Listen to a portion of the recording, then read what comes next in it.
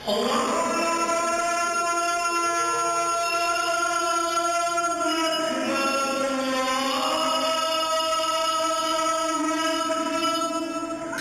Masjid Al-Ihsan di Pangkal Balam, Kota Pangkal Pinang dikejutkan dengan kejadian yang tidak terduga.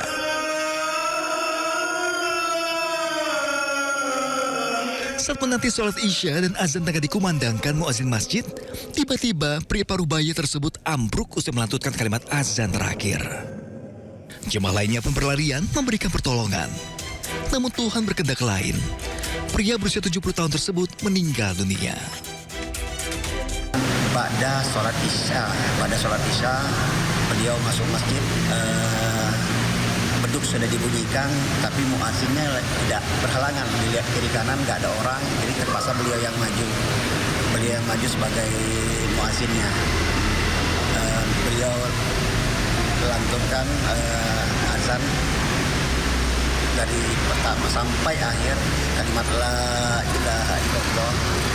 Beliau jatuh dan sakaratul mautnya pada saat jatuh itu dibawa ke rumah sakit dengan cuma memastikan saja bahwa beliau itu benar-benar sudah tidak ada, tapi sakaratul mautnya adalah di masjid. Almarhum yang juga adalah Ketua Dewan Kemakmuran Masjid Al-Ihsan disolatkan dan dimakamkan di Pemakaman Umum Ampui, Pangkal Pinang. Video CCTV yang memperlihatkan detik-detik almarhum meninggal dunia pun viral di media sosial. Dari Pangkal Pinang, Bangka Belitung, Haryanto, iNews melaporkan.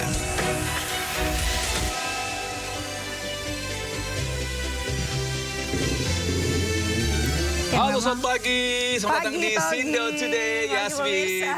Gimana kabarnya pagi hari ini, Yasmin? Luar biasa. Kenapa sih luar biasa? Dong. Semangat kalau kita lihat cuaca di luar kan ada matahari. Terang banget pagi hari ini. Waduh. Sehingga menambah rasa semangat kita untuk menjalani hari tentunya. Benar. Kalau misalnya biasanya kita dihujani oleh hujan ya, atau basah, dihujani oleh hujan atau air. Nah, hari ini benar-benar yang terang banget. Semoga hati Anda pun juga terang juga ya. Hatinya juga ikutan hangat ya hari ini. Ikutan hangat juga. Nah, Togi, terkait dengan hal yang sedang ramai dibicarakan. Ada apa sih? Aku pengen tahu. Ada apa nih? Terkait dengan file Epstein itu loh. Oh, file Epstein. Ya. Karena memang lagi ramai banget diperbincangkan secara global juga ya. Betul, tidak hanya di Indonesia tapi juga di dunia ya. Benar. Karena ini mulai muncul kembali file Epstein yang berisikan terkait dengan banyak dugaan skandal-skandal begitu yang melibatkan global konspirasi juga yang melibatkan sejumlah tokoh-tokoh yang ada di dunia. Benar. Nah, udah nonton belum kira-kira kamu? Ya, informasinya ada film dokumentarinya ya. Ada. Nah, bagi pemirsa yang mungkin pengen nonton atau nggak pengen recap apa sih Epstein File atau nggak film dokumenter ini, bisa nonton di Netflix juga. Nah, karena memang tidak mau membocorkan ya, karena di sini banyak isu-isu terkait dengan kemarin itu COVID-19. Ya, katanya itu adalah konspirasi. Katanya konspirasi. Ya. Ada kemudian juga terkait dengan human trafficking. Kasus pedofil juga. Karena memang ini ya yang diduga terlibat itu adalah tokoh-tokoh dunia, termasuk mantan Presiden Amerika Serikat ada Bill Gates, Bill Clinton, beserta istrinya juga. Karena kalau seandainya kemarin saya baca di media sosial, rencananya mereka berdua ini akan menghadap ke Dewan Amerika Kongres untuk mungkin beri klarifikasi ya terkait hal tersebut. Ya, kita tunggu nanti seperti apa isi dari klarifikasinya. Menarik banget. Ini tidak hanya ditunggu-tunggu oleh kita selaku masyarakat Indonesia, tapi juga oleh seluruh masyarakat dunia ya. Apakah memang benar tuduhan-tuduhan yang sebelumnya diberikan kepada tadi tokoh-tokoh tadi, ataukah itu hanya semacam hoax atau seperti apa? Kita nantikan klarifikasinya ya. Iya. Baik, terkait pun juga itu dia, kita nggak tahu juga karena memang di film ini dibuat di tahun 2020 waktu zamannya COVID. Iya, rilis di tahun 2020. Benar, dan karena aku ngikutin satu persatu ini terkuaklah lama yang menjadi siapa sih sahabatnya dari Jeffrey Epstein ini. Walaupun memang dia terakhir dikabarkan sudah meninggal dunia, dia bunuh diri di sebuah sel tahanan di New York, Amerika Serikat. Ketika sedang dalam menjalani masa tahanan atas kasus-kasusnya tadi ya. Ini yang menarik pemirsa, kalau saya pengen tahu harus nonton ya.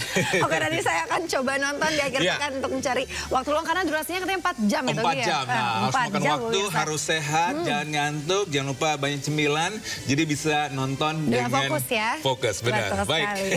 Kita akan membahasnya juga nanti pemirsa dalam program Sindo Today, program yang menghadirkan informasi terhangat hari ini bersama saya Yasmina Tania. Dan saya Togi Sinaga. Dan pemirsa, sebelum kita mulai rangkaian Sindo Today, redaksi kami telah menyiapkan 3 berita pilihan. Ini dia pemirsa.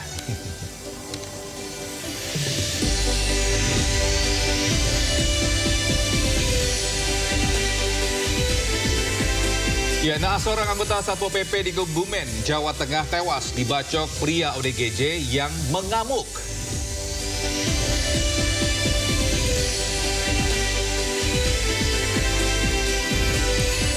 Usai bertemu Presiden Prabowo, MUI, PBNU, serta PP Muhammadiyah dapat memahami dan setuju Indonesia bergabung dengan Dewan Perdamaian atau Board of Peace.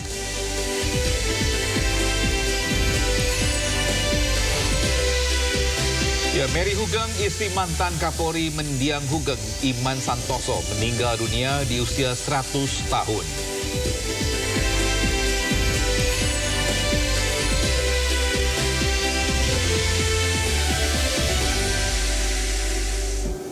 Kita awali informasi Sindo Today hari ini, pemirsa. Seorang anggota Satpol PP di Kebumen, Jawa Tengah tewas dibacok orang dengan gangguan jiwa. Ya, insiden itu terjadi saat korban mengevakuasi ODGJ yang mengamuk di lingkungan warga.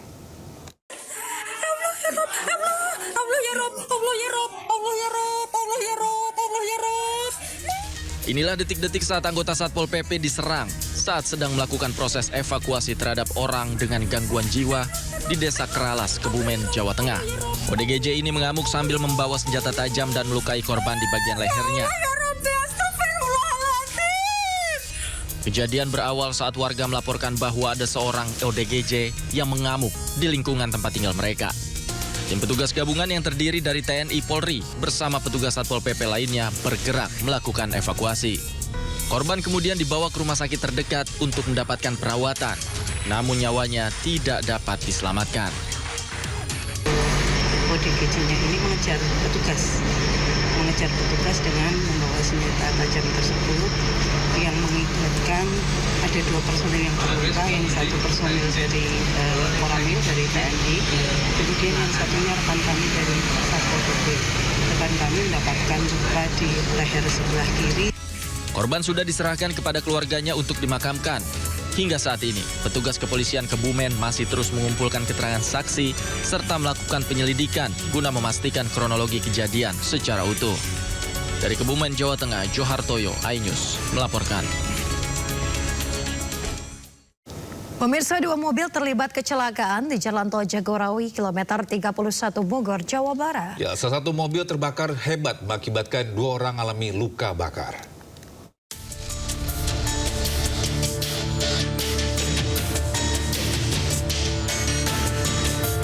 Viral di media sosial, detik-detik kecelakaan hebat yang melibatkan 2 mobil mewah di Jalan Tol Jagorawi, kilometer 31B, Kecamatan Citerep, Kabupaten Bogor, Jawa Barat, Minggu malam. Kedua kendaraan saling menyalip dari lajur kiri hingga bahu jalan tol. Salah satu mobil mengalami benturan keras di bagian kanan setelah ditabrak dari belakang. Akibatnya mobil terpental dan menabrak besi pembatas tol. Benturan keras memicu percikan api yang dengan cepat membesar dan melalap seluruh bagian mobil. Beruntung, pengemudi dan penumpang berhasil menyelamatkan diri keluar dan hanya mengalami luka bakar ringan. Baik, dapat kami jelaskan, jadi kejadian kecelakaan lalu lintas tersebut terjadi karena mobil BMW yang dikemudikan itu tidak konsentrasi dan akan menyalip daripada kendaraan Jeep Jetour di depannya, sehingga terbentur daripada bagian sebelah kanan Jeep Jetour, lalu kemudian menabrak guardrail, lalu kemudian setelah itu terjadilah benturan dan ada percikan api sehingga membuat Jetour terbakar hebat. Hingga saat ini, unit Gakum Satlantas Polres Bogor masih melakukan penyelidikan terkait penyebab pasti kecelakaan.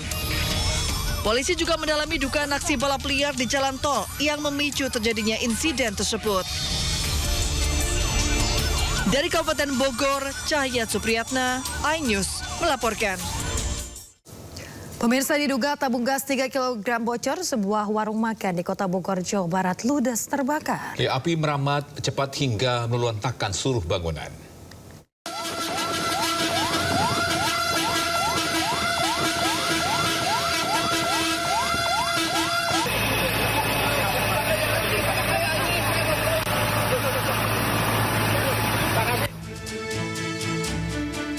Seorang ibu tak kuasa melihat warung miliknya terbakar hingga pingsan.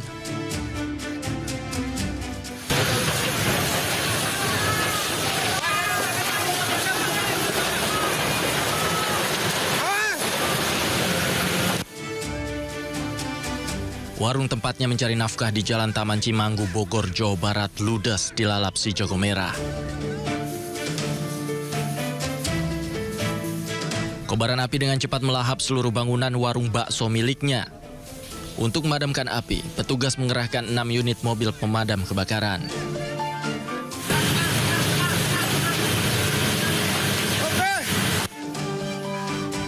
Diduga, api berasal dari kebocoran tabung gas 3 kg yang tengah digunakan untuk memasak.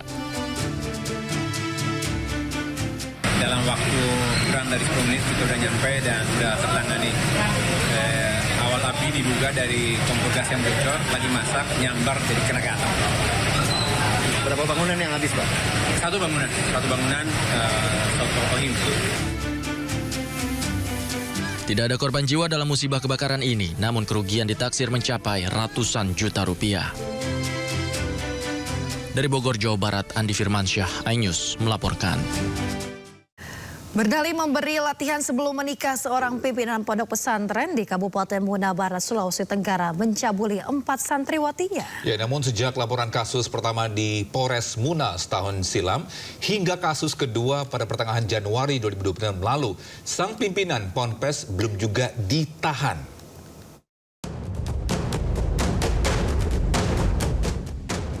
4 santriwati sebuah pondok pesantren di Kecamatan Kusambi, Kabupaten Muna Barat, Sulawesi Tenggara dicabuli oknum pimpinan Ponpes. Sebelumnya aksi pencabulan terhadap salah satu korban berinisial SR telah dilaporkan ke Polres Muna sejak setahun silam. Namun terlapor malah melaporkan korban atas tuduhan pencemaran nama baik hingga kasus terhenti. Pencabulan kembali terjadi terhadap 2 santriwati dan kasus ini kemudian dilaporkan pada 19 Januari 2006 lalu. Menurut salah satu korban, perbuatan tidak senonoh itu dilakukan pimpinan Ponpes dengan dalih memberikan latihan bagi santriwati sebelum nikah. Menindaklanjuti kasus tersebut, pihak Satreskrim Polres Muna telah memeriksa para korban sebagai saksi.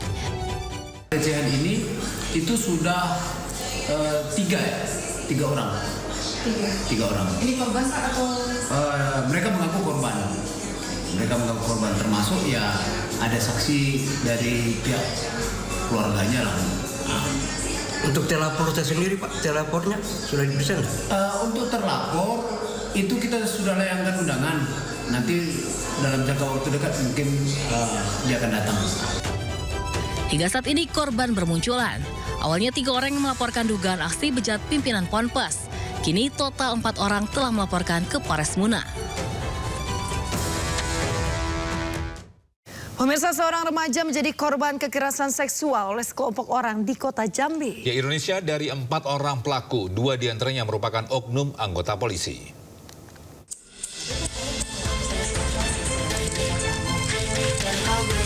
Inilah rekaman video amatir saat sejumlah pelaku pemerkosaan terhadap seorang remaja berinisial C usia 18 tahun menemui keluarga korban. 4 orang pelaku mendatangi rumah korban untuk meminta maaf dan mengakui perbuatan bejatnya terhadap korban yang dilakukan di sebuah rumah di 2 lokasi berbeda. Keluarga korban tetap melaporkan perbuatan bejat tersebut ke polisi. Tentu saja peristiwa ini mencuat ke publik karena dari 4 orang pelaku tersebut adalah 2 oknum anggota polisi. Akibat perbuatan para pelaku, korban menderita trauma berat dan harus mendapat pendampingan psikolog untuk dilakukan pemulihan trauma. Keluarga tengah fokus untuk pemulihan dari trauma korban yang dialami dengan pendampingan oleh UPTD Perlindungan Perempuan dan Anak.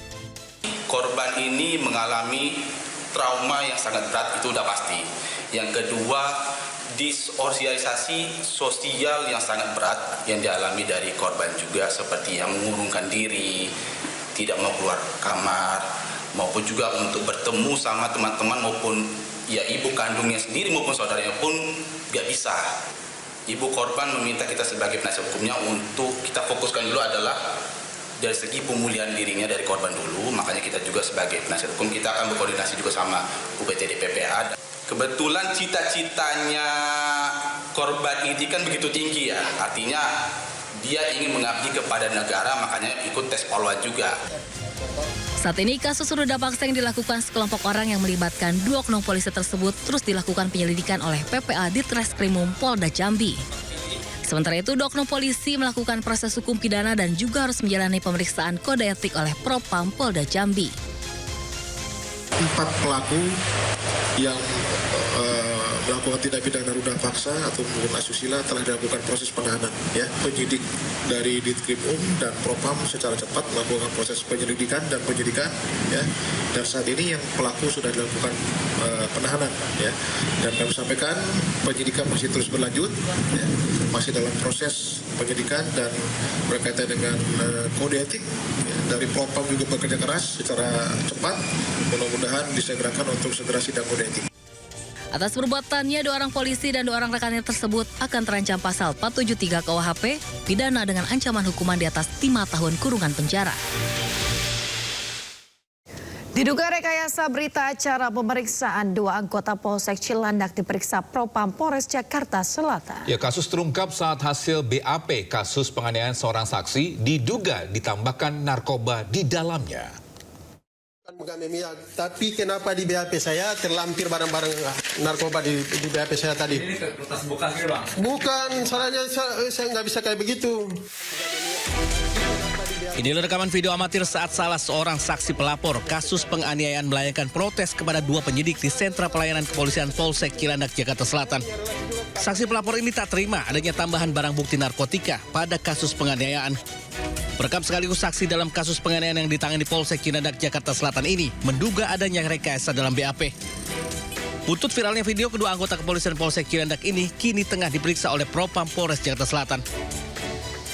Dari pihak Propam akan memanggil, mengklarifikasi ya yang melaporkan itu. Kemudian dari pihak Polsek juga terus akan melakukan langkah-langkah proses ya yang memang ini nanti akan kita lanjutkan terus. Di Propam Polres Jakarta Selatan tengah mendalami kasus termasuk adanya dugaan pelanggaran baik kode etik maupun pidana dalam kasus ini. Dari Jakarta, Helmi Sanjambati News melaporkan. Pemirsa, aksi pencurian dengan modus pecah kaca mobil terekam kamera pengawas di Kabupaten Bogor, Jawa Barat. Ya, 2 pria tak dikenal beraksi saat kondisi jalan masih ramai dengan berpura-pura memperbaiki sepeda motor.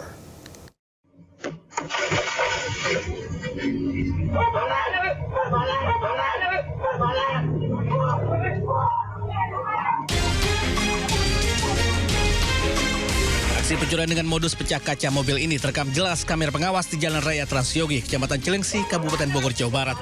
2 pria tak dikenal mengendarai sepeda motor berhenti di dekat sebuah mobil milik warga yang terparkir di pinggir jalan. Kedua pelaku berakting seolah-olah sedang memperbaiki sepeda motor untuk mengelabui korban dan pengguna jalan. Meski kondisi jalan raya ramai kendaraan melintas, pelaku tetap nekat melancarkan aksinya. Dalam hitungan detik, salah satu pelaku memecahkan kaca mobil dan langsung mengambil sebuah tas milik korban. Sejumlah pedagang yang mengetahui kejadian berusaha mengejar sambil meneriaki pelaku yang berhasil melarikan diri.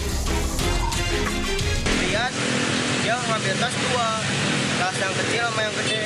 Nah, yang gede laptop, yang kecil nggak tahu apa. Nah, saya teriak maling. Nah, itu dia mau jatuh, tapi sama saya nggak kena. Warga pun berharap pihak kepolisian dapat meningkatkan patroli rutin, terutama di titik-titik yang dianggap rawan kejahatan, serta segera menangkap para pelaku pencurian pecah kaca yang meresahkan. Dari Kabupaten Bogor, Jawa Barat, Cahyat Supriyatna News melaporkan. Seorang kurir pengantar paket di Cianjur, Jawa Barat menjadi korban pengeroyokan oleh konsumennya. Akibatnya korban alami luka-luka di wajah hingga berlumuran darah. Dia posisinya digebukan nanti motor. Buat karena paketnya buat seorang kurir paket menjadi korban pengeroyokan oleh sejumlah warga di Kampung Cinangka, Desa Mekarmulia, Kecamatan Pasir Kuda, Cianjur, Jawa Barat.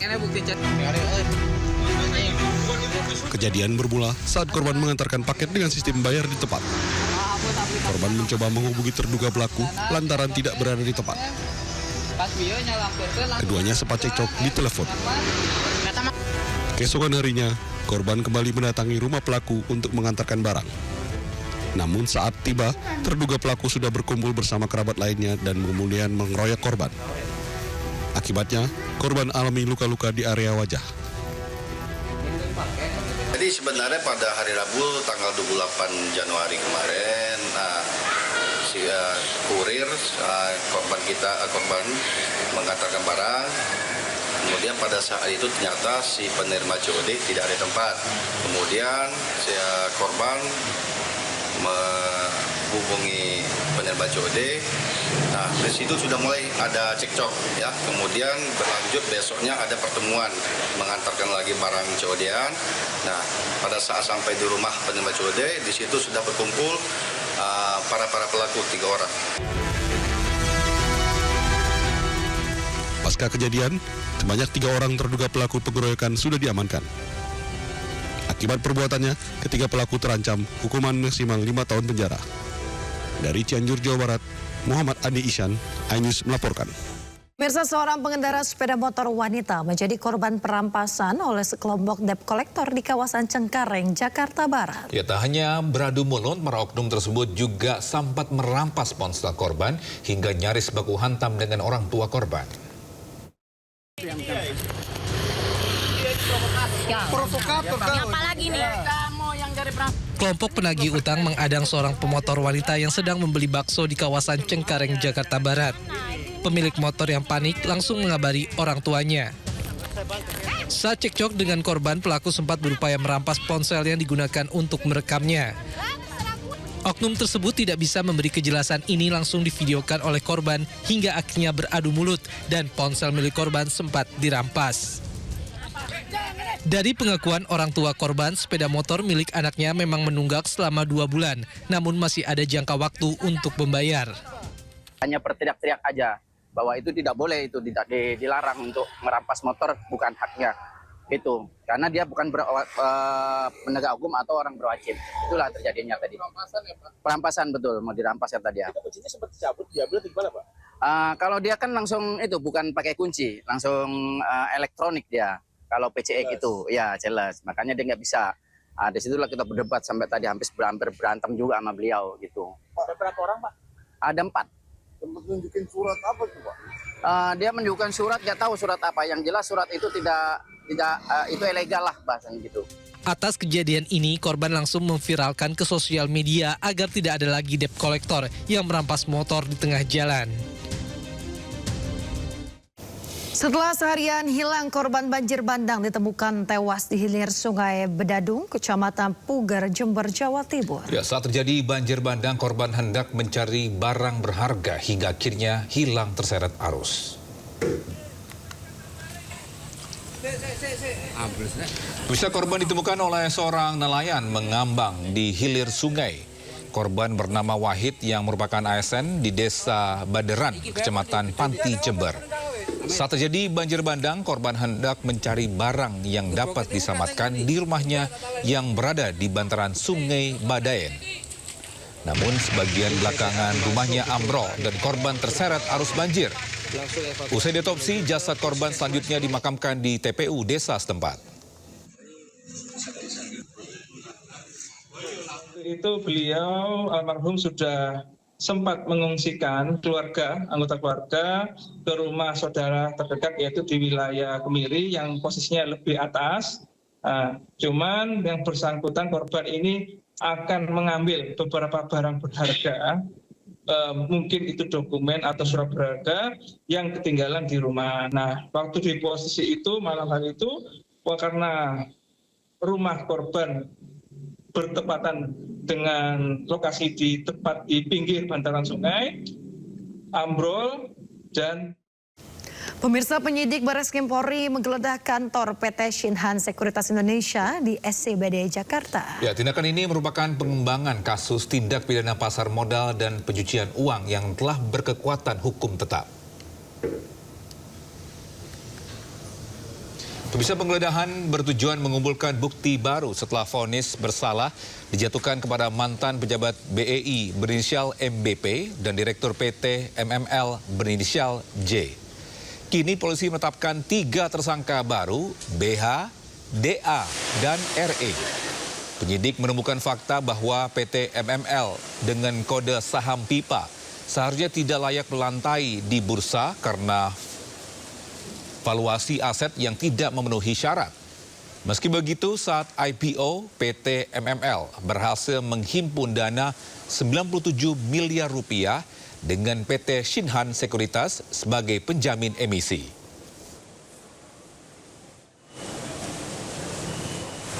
Jadi untuk penyidikan saat ini, penyidik telah menetapkan 3 tersangka baru dalam perkara Aku yang merupakan pengembangan dari penyidikan terhadap perkara yang sudah inkrah sebelumnya.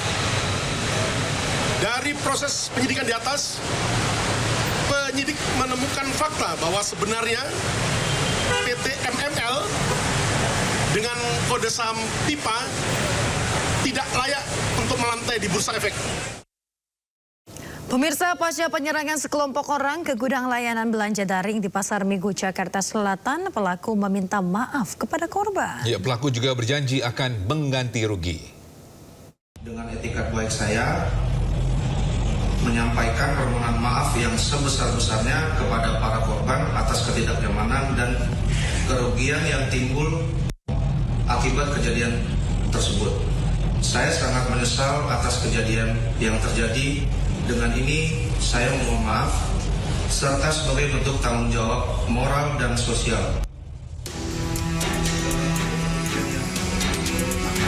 Pasca penyerangan sekelompok orang ke gudang layanan belanja daring di Jalan Ampera Raya Pasar Minggu, Jakarta Selatan, pelaku meminta maaf kepada korban dan kasus diselesaikan secara kekeluargaan.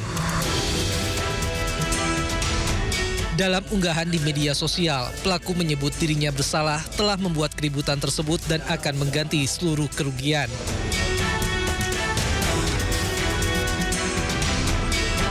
Sebelumnya beredar luas video rekaman kamera CCTV yang merekam aksi sekelompok orang tak dikenal melakukan penyerangan ke gudang layanan belanja daring. Peristiwa bermula dari sebuah mobil berwarna putih menabrak sepeda motor yang terparkir. Mobil kemudian terus melaju dan menabrak pohon. Sejumlah karyawan di area parkir langsung menghampiri mobil, namun tak lama berselang, tiba-tiba sejumlah pria datang dan langsung melakukan penyerangan. Beberapa karyawan yang panik mencoba melawan hingga bersembunyi masuk ke dalam gudang. Mirisnya, beberapa oknum ikut masuk ke dalam gudang dan terus melakukan penyerangan terhadap karyawan. Dari Jakarta, Rizky Falufi, iNews melaporkan.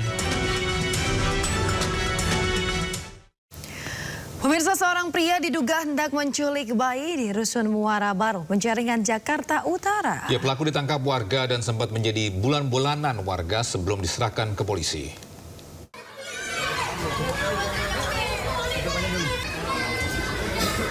Pria ini nyaris dihakimi massa saat akan dibawa ke Mapolsek Penjaringan, Jakarta Utara. Sebelumnya, seorang pria diduga hendak menculik seorang bayi diamankan dari amukan massa di pos keamanan Rusun Muara Baru Penjaringan, Senin petang. Diketahui pelaku bukan warga Rusun Muara Baru, melainkan seorang pendatang yang memasuki salah satu unit rusun diduga hendak menculik bayi. Anak apa-apa itu? Ambil anak, bayi itu bang. Bayi itu mana pelakunya yang tadi? Korbannya yang tadi? Itu tadi sempat dihakimi masa, abang sempat amanin bang? Dihakimi saya jangan ngeliat, cuma polisi udah dianggap baru. Abang amanin? Iya. Penculikan bayi? Iya, penculikan bayi. Kalau pelakunya itu warga situ bukan pak? Warga rusun bukan?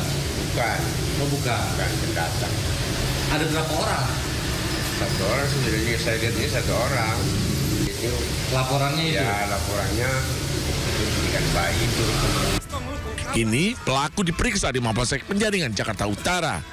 Dari Jakarta, Sofyan Firdaus, iNews melaporkan. Komika Panji Pragiwaksono menyambangi kantor Majelis Ulama Indonesia Pusat di kawasan Menteng, Jakarta Pusat untuk mediasi mensrea. Informasinya usai jeda, tetaplah bersama kami.